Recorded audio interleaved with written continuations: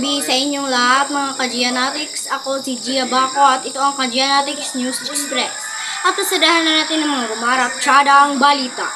Ang Boeing 777-300ER aircraft ng Singapore Airlines ay nakaparada pagkatapos ng SU-321 London-Singapore flight na nakatagpo ng matinding turbulence sa Suvarnabhumi International Airport malapit sa Bangkok, Thailand, Miyerkules, May 22, 2024. Bumaba ang Singapore Airlines ng 6,000 talampakan, humigit kumulang 1,800 metros sa halos 3 minuto, sinabi ng carrier nitong Martes. Isang British na lalaki ang namatay at sinabi ng mga otoridad na 12 ng mga pasahero ang nasugatan, ang ilan ay malubha.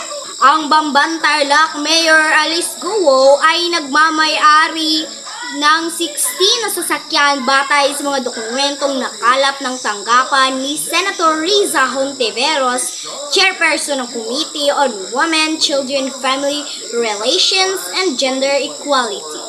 Hinatulang guilty ng Supreme Court in Bank ang disbarred lawyer na si Larry Gadon sa gross misconduct dahil sa paggawa ng perjury at paggawa ng mga akusasyon batay sa Hersey. Ang blok ng mga senador na kaalyado ni Senator Juan Miguel Zubiri na pinalitan ni Senator Francis Escudero sa helm ng Senado noong Lunes ay nag-iisip na sumapi sa minoryang grupo ng Kamara, sinabi ni Senator J.V. Ejercito noong Huwebes. Dito naman tayo sa balitang showbiz or entertainment. Napaluha sa tuga si Chelsea Manalo kasama ang kanyang inang si Contessa habang magkayapap sila sa entabladong matapos makuha ng 24 anyos na Filipino-American beauty ang Miss Universe Philippines 2024. Mayor, thank you so much for gracing our show.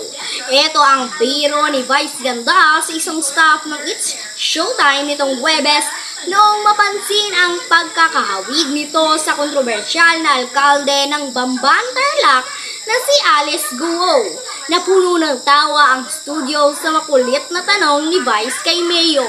Salamat po sa inyong pagtutok ngayong gabi. Ako si Gia Baco at huwag kalimutang mag-LSSC, like, share, subscribe, comment. At ito ang most viewed news program on YouTube. Ito ang ka-Gianatics News Express.